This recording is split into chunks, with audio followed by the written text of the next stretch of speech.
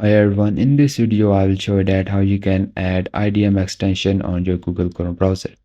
Guys, first just click on the search box on your Google Chrome and just type here the web store. Once you type web store, hit the enter, you will see the first website of Chrome web store. So just open up this Chrome web store first website.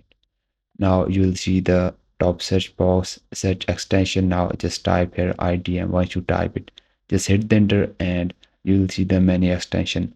So you can easily download and install this extension from here, and these work like an IDM.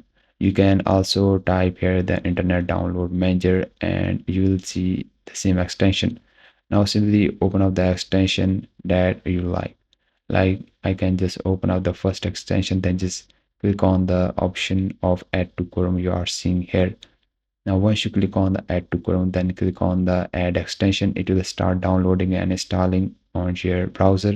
It will take some time, so just wait for it until it completely download and install on your browser.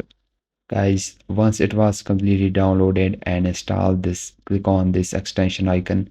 You will see the option to pin this extension, so just click on the pin extension and now it's pinned, and this is how you can download and install this extension.